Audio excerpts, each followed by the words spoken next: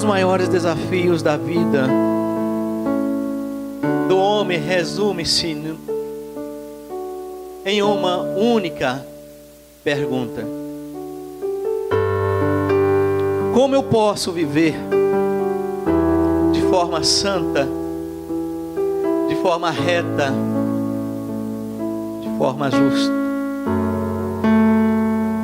no mundo de tanta corrupção, no mundo de tanta podridão moral, no mundo de tanto apelos sexuais? Como eu posso manter as minhas vestes limpas, as minhas mãos santas, se eu vivo numa sociedade que não tem respeito pelas coisas do Senhor de Deus?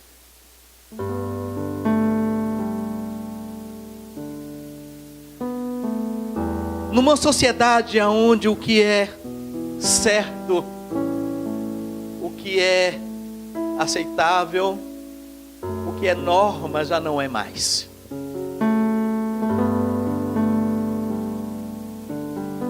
Mas como eu posso viver? No meu trabalho, na minha escola, na minha comunidade, de uma forma que espelha o Senhor Jesus, de uma forma que as pessoas possam reconhecer que eu sou diferente.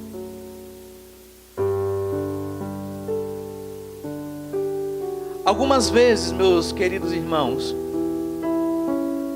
nós ficamos no dilema de tomar algumas decisões morais e éticas sobre o prisma da santidade.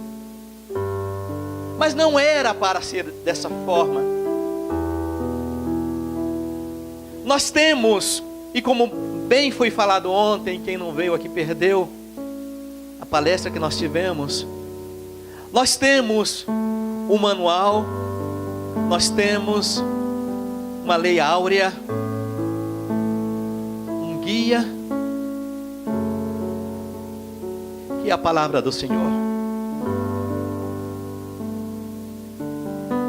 E nós sabemos, meus queridos irmãos, que a sociedade pode mudar, que os conceitos estão cada dia mudando, mas a palavra de Deus, ela não muda. Ela não muda. Então, como eu posso viver uma vida santa, uma vida justa, uma vida limpa diante dessa sociedade? Nós que já tivemos uma experiência de novidade de vida com Cristo, nós precisamos nos posicionar, nós precisamos nos levantar, nós precisamos, como nós pregamos numa semana passada, de olhar o mundo, de olhar as coisas como Deus olha, de odiar aquilo que Ele odeia e de amar aquilo que Ele ama. Deus, Ele abomina o pecado. Desde a criação, quando Deus criou o homem e a mulher no Éden, o propósito de Deus era viver uma vida em comunhão com aquele homem. O texto nos relata, eu não posso afirmar por quantos anos Adão e Eva ficaram naquele paraíso, recebendo todos os dias a companhia de Deus. Imagina essa cena, você no paraíso, e todos os dias o Senhor descia para falar com você, face a face. Você não tinha vergonha, você não tinha medo. Mas nós sabemos o que aconteceu, a história nos relata, a palavra de Deus nos relata. Um dia, o homem e a mulher resolveram afrontar a Deus. E a consequência nós temos pagado até hoje. Separado de Deus, lançado fora do jardim, lançado fora da presença de Deus. E nós vimos no decorrer dessa história uma busca de Deus tentando, querendo reconciliar com o homem. Para isso ele separa uma família. Ele tira Abraão da sua terra e fala: olha, através de você todas as famílias do mundo serão abençoadas. E nós começamos a história. E se nós pudéssemos ter tempo de andar nessa história, nós vamos passar pela família de Abraão, depois vamos à família de Davi, até chegar a uma família humilde, uma família que não tinha muitas posses, uma família que não tinha muitos recursos. Tanto recurso que eles não tinham, que quando aquela mulher foi dar à luz ao seu filho, não encontrou lugar, e teve do seu filho nascer em uma manjedoura. Mas esse nascimento, ele mudou a história. A história se divide antes e depois de Cristo. E Cristo, ele veio para restaurar novamente a nossa comunhão com Deus. Antes, para ter acesso à presença de Deus era muito difícil. O Espírito Santo de Deus, ele atuava em algumas pessoas, era porção, ele derramava em conta-gotas a reis, profetas, sacerdotes. Mas um dia, quando o Senhor Jesus Cristo morreu na cruz do Calvário, e quando ele falou: está consumado, aconteceu algo que é muito significativo, tem uma significância muito grande. Naquele momento, além de ter trevas, diz que aconteceu que lá no templo, o véu do templo foi rasgado de cima a baixo. E aquele véu, ele tinha um significado muito importante, porque somente o sumo sacerdote poderia entrar diante da presença do Senhor uma vez por ano. E depois de passar por várias purificações, por vários ritos de purificação. E quando Jesus Cristo, ele foi assunto aos céus, ele deu uma promessa: ficai em Jerusalém e eu vou enviar alguém. Vocês não vão ficar órfãos. Eu vou enviar o Espírito Santo de Deus, que ele vai convencer vocês de todo pecado e de todo juízo. O Espírito Santo foi derramado. E hoje, meus queridos irmãos, nós temos a oportunidade de viver uma vida santa. Eu não estou dizendo que é fácil, eu já falei isso na mensagem passada, não é fácil. É uma luta diária. Irmã Célia, não é fácil. Eu queria encontrar alguém aqui nessa noite que me ajudasse, sinceramente me ajudasse, e falasse: pastor, eu passei 6 meses sem pecar. Levante alguém, por favor.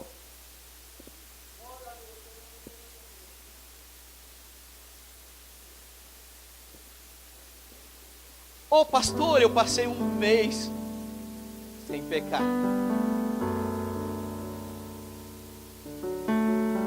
Porque muitas vezes nós pensamos que pecado é somente da prostituição, é somente de um roubo.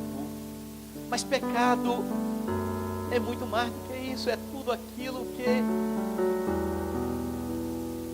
que afasta de Deus. Há pessoas que pecam por omissão. O que é um pecado de omissão? É quando você vê alguém caído, em necessidade. É quando você vê alguém que precisa de algo que você tem e você não dá.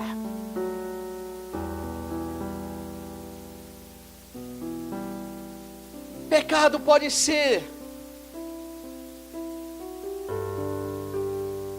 você falar mal de alguém.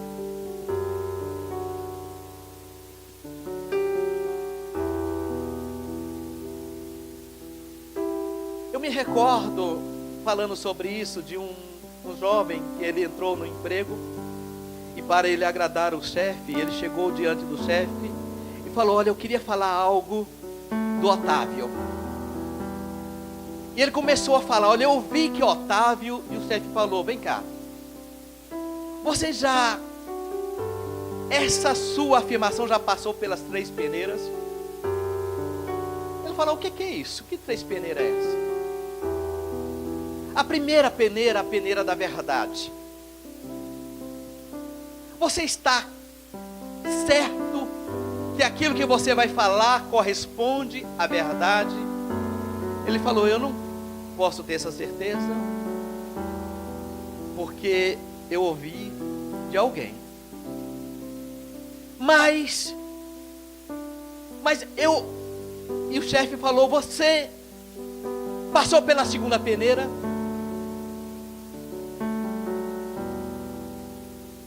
A peneira da bondade.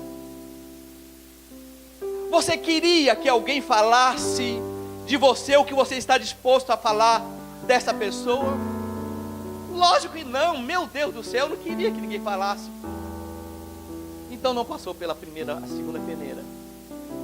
Não passou pela peneira da verdade, não passou pela peneira da bondade. Mas tem a terceira peneira, a peneira da necessidade. Você tem necessidade de falar mal dele? E ele falou: não, eu não tenho necessidade de falar mal dele. Algumas vezes, meus irmãos, mesmo na casa do Senhor, se nós fôssemos mais coerentes, se nós fôssemos mais santos, se nós buscássemos mais controlar alguns impulsos que é natural o ser humano sem Deus, a nossa igreja seria diferente. Haveria mais amor, haveria mais compreensão, haveria mais perdão, haveria mais restauração e haveria mais conversão. Porque o mundo nos olharia de forma diferente. No texto que nós acabamos de ler, o apóstolo São Paulo diz que ele esmurra o seu corpo e ele reduz a escravidão, para que, tendo pregado a outros, não venha eu mesmo a ser desqualificado. Em outra passagem ele diz que ele mortifica o seu corpo, ou seja, ele morre, ele leva as suas paixões, aos seus desejos, à morte. Ele mortifica os seus desejos carnais.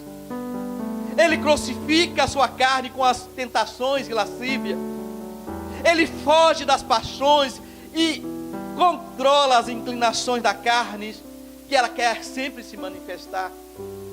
Porque ele tinha em mente uma meta, ele queria chegar diante de Deus um dia e receber de Deus uma palavra: entra no gozo do seu Senhor, porque você foi fiel no pouco, sobre o muito colocarei. Você viveu uma vida que agradou a mim. Irmãos, a maior dificuldade que eu entendo na vida cristã é que algumas pessoas vivem a vida cristã sem pensar que um dia chegará diante de Deus. Tudo que você fala, tudo que você faz está escrito no livro da vida. E um dia nós vamos prestar conta de todos esses atos. E eu sei que no livro da vida, onde o meu nome está escrito, foi escrito algumas coisas algumas coisas ruins, mas que eu pratiquei. Mas eu vou chegar lá diante de Deus, e aquelas coisas más, ruins que eu pratiquei, vão estar borradas, vão estar apagadas pelo sangue dos Cordeiro, porque eu cheguei diante da presença de Deus quando eu cometi alguma coisa que desagradasse a Deus, e cheguei diante de Deus falando: Senhor, me perdoa, eu não quero ficar mais nessa situação, me restaura. Mas algumas pessoas vivem uma vida sem se preocupar que um dia vai se apresentar diante de Deus.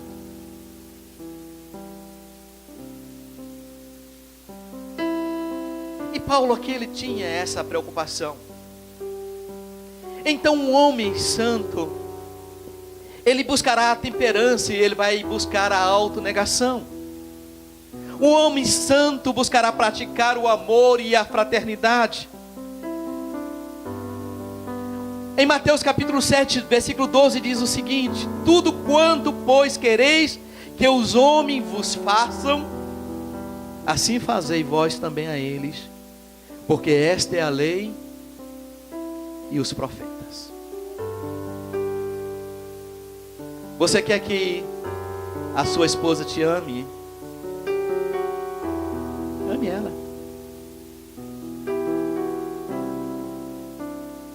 Se você quer que seus filhos respeitem você, respeite eles. Se esforce para fazer com os outros o que você gostaria que os outros fizessem com você. Fale dos outros o que gostaria que os outros falassem de você. Meus queridos irmãos, nós precisamos tomar algumas posturas dentro da casa de Deus e dentro da vida cristã. Há muitas pessoas que vêm com difamação, a maledicência, o engano, a desonestidade, a injustiça, mesmo nas pequenas coisas.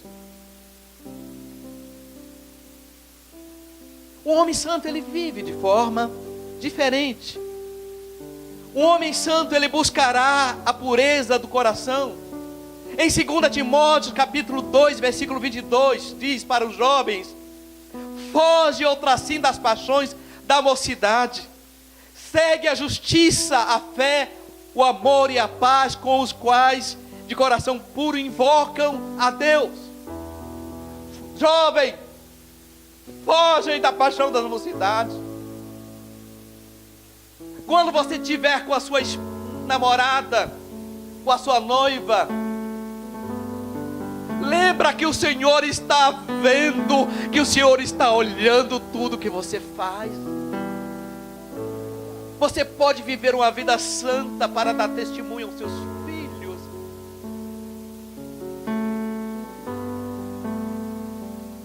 Alguém que teme toda a corrupção e a impureza de espírito. Alguém que tentará evitar todas as coisas que pode levar a contaminar. Nós temos exemplos de pessoas na Bíblia que lutaram e venceram e não se contaminaram, e os relatos estão escritos no livro da Santa Palavra do Senhor. Jovens que estavam em lugares distantes, levados como escravo, mas chegaram naquele lugar dizendo: eu não vou me contaminar. E Deus esteve com ele naquele propósito. E Deus andou com ele. E quando eles precisaram da presença de Deus, Deus caminhou com ele. Deus libertou, Deus salvou. Mas também nós temos história de jovens que brincaram com o pecado. Sansão foi um deles. Passeava, fazia coisas que não devia fazer. E um dia chega, quando Dalila acorda dizendo: olha, os filisteus estão aí para te pegar. E ele diz: vou me levantar outra vez, como sempre eu me levantei. Mas havia um pequeno detalhe: o Espírito Santo de Deus já tinha se ausentado dele. Jovem, você é santo, você tem o Espírito Santo de Deus na sua vida. Não permita que essa sociedade corrupta te leve a caminhos que vai ser caminho de morte. Um homem santo buscará o temor de Deus. Em Hebreus capítulo 12, versículo 28 diz: por isso, recebendo nós um reino inabalável, retenhamos a graça pela qual servimos a Deus de modo agradável, com reverência e santo temor. Porque o nosso Deus, Ele é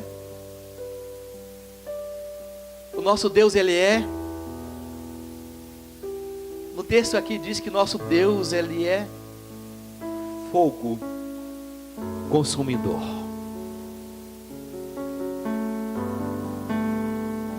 Eu gostei, me permita pegar sua ilustração.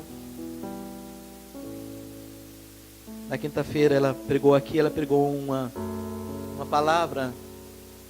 E quando eu falo aqui que esse temor não é um temor de escravo que somente trabalha para evitar a punição, caso seja descoberto sem fazer nada. Mas esse temor, ao contrário, eu penso, como a pastora falou no domingo, na quinta-feira, aquele temor de uma criança. Me traga aqui a Valentina. Um temor de uma criança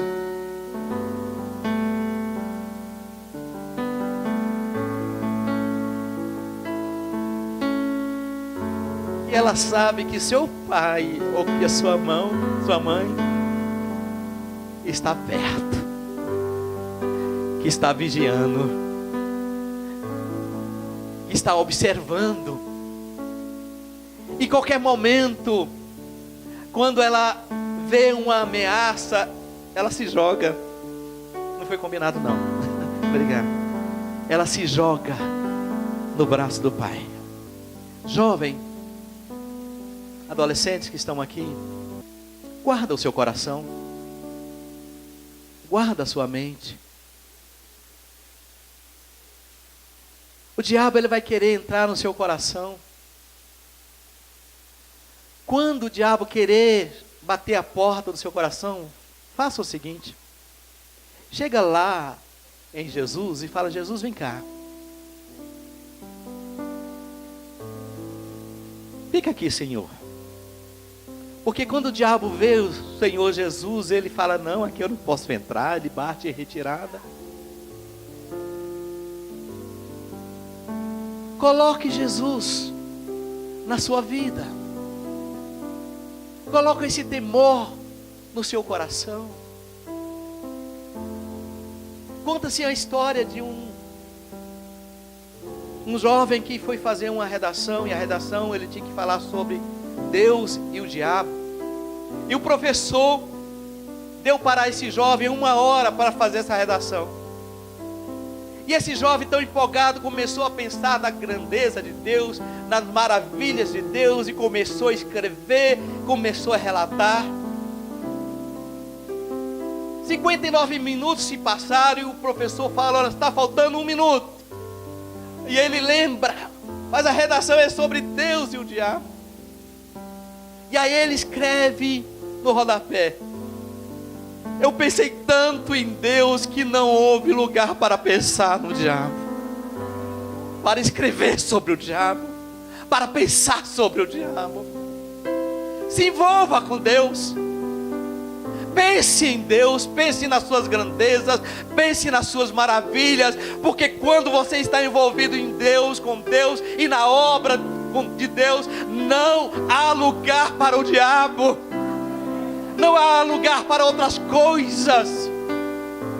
É invadir a sua mente, é invadir o seu coração.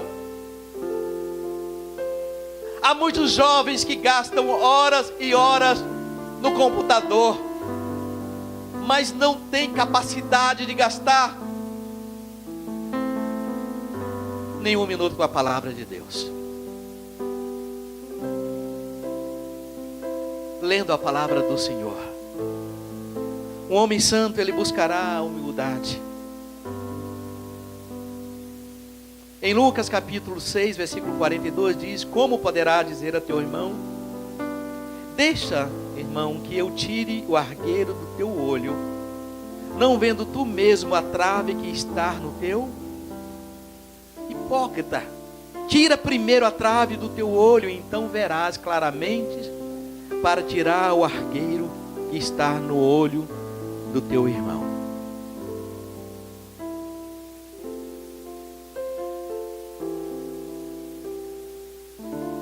Algumas vezes nós temos a capacidade de estar sempre de falar: não, essa mensagem não é para mim, é para o outro, é para ele. E geralmente quando eu aponto assim,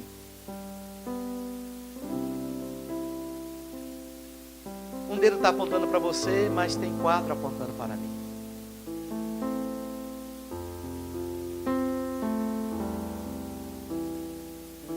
Uma das coisas que eu sei, e eu já falei isso para minha filha, ela sabe disso, os meus erros, para minha esposa, eu vou me esforçar muito para que todos nós cheguemos ao céu. Mas eu não posso fazer muito. Eu posso fazer somente a parte que me cabe. A maior parte é você que tem que fazer. É você.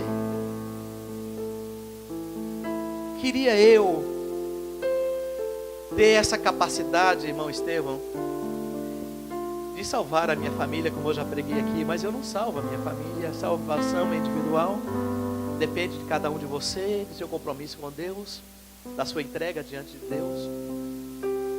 Eu queria, e eu estou esforçando, e essa igreja tem trabalhado para trazer ensinamentos, para trazer palavras que você possa analisar e possa reter, para que essa igreja, todos nós cheguemos diante de Deus.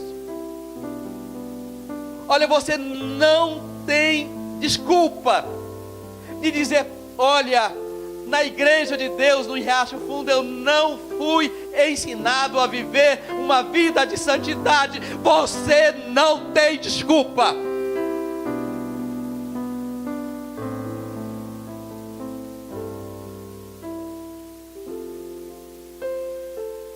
Toda ceia nós confrontamos, toda ceia nós damos a oportunidade para que cheguemos diante de Deus e confessemos os nossos pecados e assim participemos para a bênção.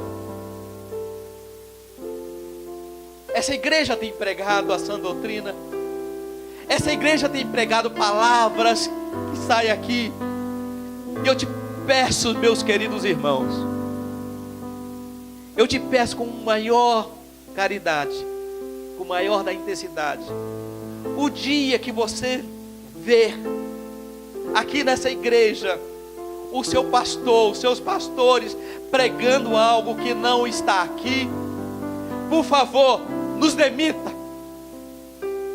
Por favor, fale: nós não queremos mais esses pastores, nós não queremos mais esses líderes, mas nós estamos aqui mostrando o caminho que nós devemos trilhar. Um homem santo, ele buscará fidelidade em todos os seus deveres e relacionamentos.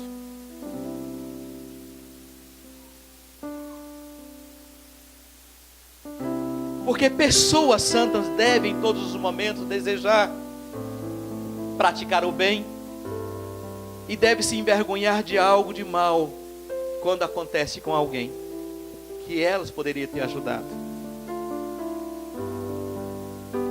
Pessoas santas, elas devem lutar para ser boas esposas e bons esposos. Pessoas santas devem ser bons pais e bons filhos, bons patrões e bons empregados. Pessoas santas devem ser bons vizinhos. Pessoas santas precisam ser bons amigos, bons cidadãos que cumprem com o seu dever, com as suas obrigações. Pessoas santas, eles têm que ser bons tanto no particular quanto no público. Pessoas santas, eles têm que ser bons no local de trabalho e no ambiente familiar. Você quer conhecer alguém? Vá na vizinhança dele e pergunta sobre ele. No seu trabalho, não dá um bom testemunho. Mas pessoas santas, eles fazem isso. Eles dão bons testemunhos.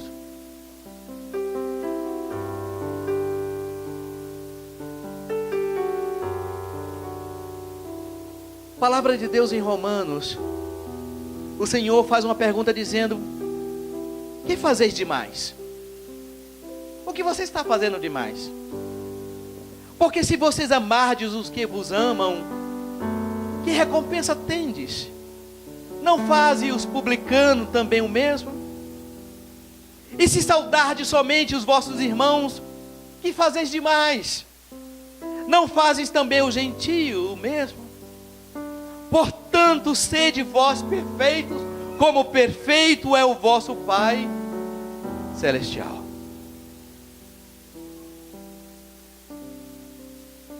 Eu fico assim preocupado com a nossa sociedade, com o Brasil principalmente, quando a gente vê numa televisão, numa reportagem, que alguém esqueceu uma carteira em determinado lugar e aquela pessoa foi lá e entregou a carteira, como se isso fosse algo demais.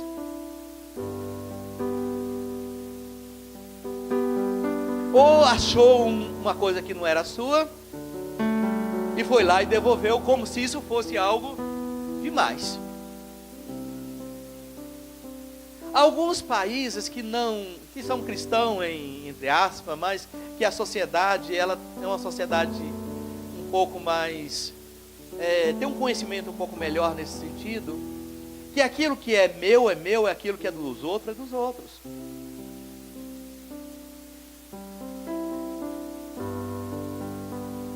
E eu já falei com os irmãos aqui, situações que pessoas que vieram dar testemunho porque encontrou uma carteira lá e que, olha, eu estava precisando, e quando abri aquela carteira estava recheado de dinheiro, eu estava precisando. Irmãos, Deus é bom, Deus é maravilhoso, aleluia.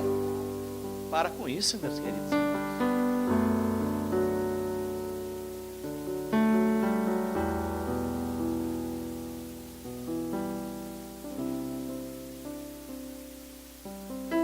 Por último, meus queridos, eu vou estar terminando. Você quer que eu termine já? Por fim, um homem santo encherá sua mente das coisas espirituais. Em Colossenses capítulo 3, versículo 1 e versículo 2 diz o seguinte: portanto, se fostes ressuscitados juntamente com Cristo, buscais as coisas lá do alto, onde Cristo vive, assentado à direita de Deus. Pensais nas coisas lá do alto, não nas que são aqui da terra.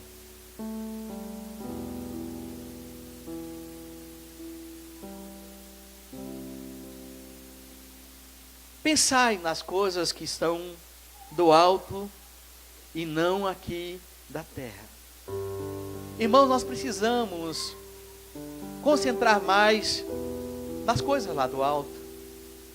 Nós precisamos concentrar mais naquilo que Deus quer que nós façamos. Nós temos como igreja uma missão, uma responsabilidade de pregar o Evangelho, de anunciar a palavra, de proclamar o evangelho, de ajudar os pobres, de saciar o faminto, ao necessitado. Nós temos esta tarefa e esta obrigação.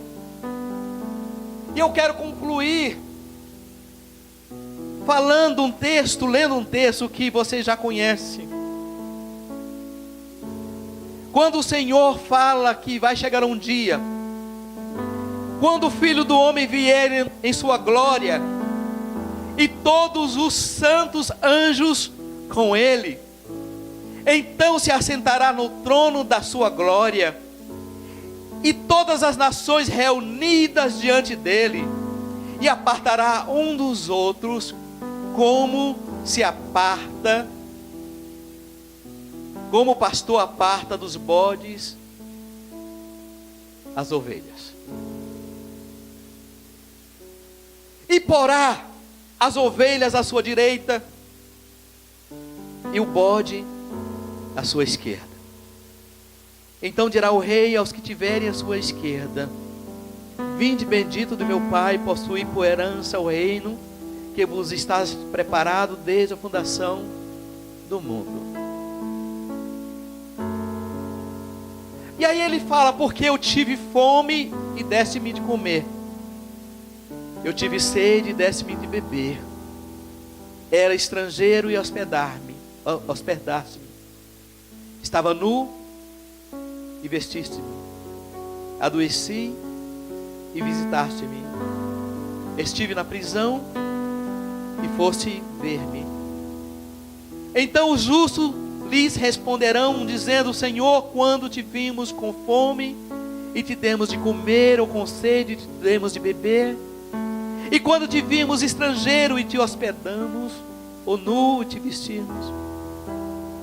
E quando te vimos enfermo ou na prisão e fomos ver-te? E o rei respondendo lhe dirá: em verdade vos digo que quando fizeste a um desses meus pequeninos irmãos, a mim o fizestes.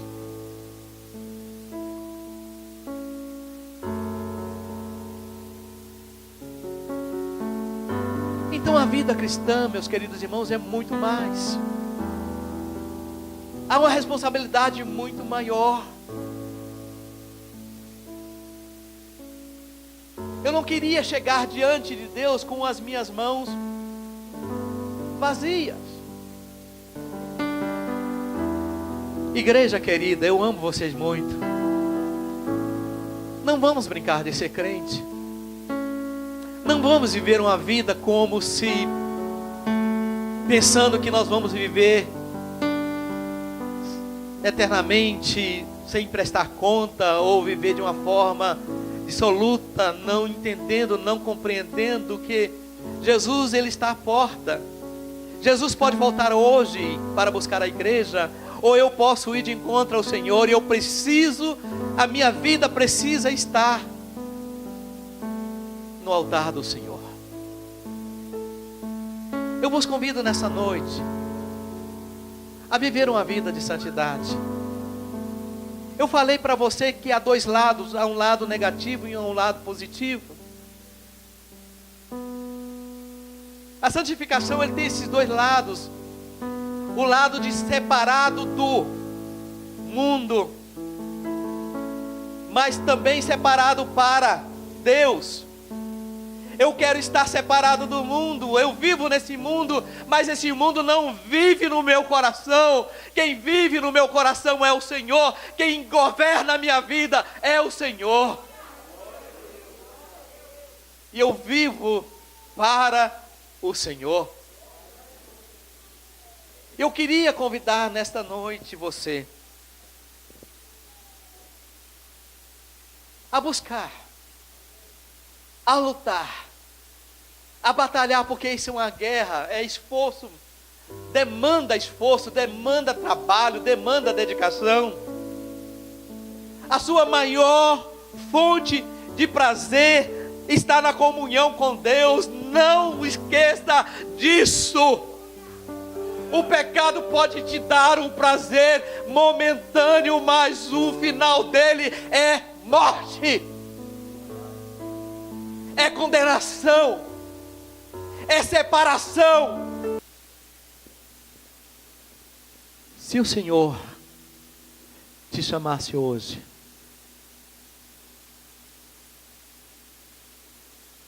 de que lado você estaria? Do lado direito?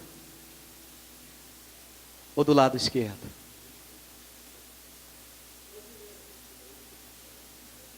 Se o Senhor te chamasse hoje,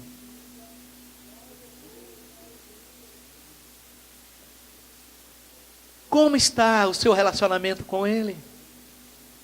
Como está a sua vida com Ele? Como está você diante dEle? Esse momento é seu. É você e Deus. Esqueça do seu vizinho, esqueça do trabalho amanhã, mas pense agora na sua vida. E eu te desafio nessa noite a tomar uma posição. Não importa, meu querido irmão, não importa a vergonha. Alguns pensam, não, eu não vou chegar diante do Senhor, eu não vou confessar o meu pecado diante do Senhor, mas faça isso, porque vai chegar um dia que você não vai ter mais essa oportunidade. A oportunidade é hoje, é agora e é aqui, de você chegar diante de Deus, e se tiver alguma coisa errada, você chegar diante dele e falar: Senhor, me perdoe, eu não tenho sido um bom cristão, eu não tenho sido um bom marido, eu não tenho sido um bom esposo, eu não tenho sido uma boa mulher, eu não tenho andado da forma que tu queres que eu ande, da maneira que tu queres que eu viva. Enquanto nós estaremos cantando, aí o Júnior vai estar solando uma música aqui, eu vou te dar essa oportunidade que você venha diante do altar do Senhor, e nós vamos estar orando por você. Eu não estou aqui para condenar você, eu estou aqui para abençoar a sua vida. Eu não estou aqui para julgar você, eu estou aqui para te levar diante de Deus, te apresentar diante de Deus e orar com você. Alguém nessa noite que quer fazer esse desafio de vir diante do Senhor, se há alguma coisa que precisa ser consertada, se há alguma coisa que precisa ser restaurada na sua vida, nos seus relacionamentos, vem aqui à frente, nós vamos estar orando por você.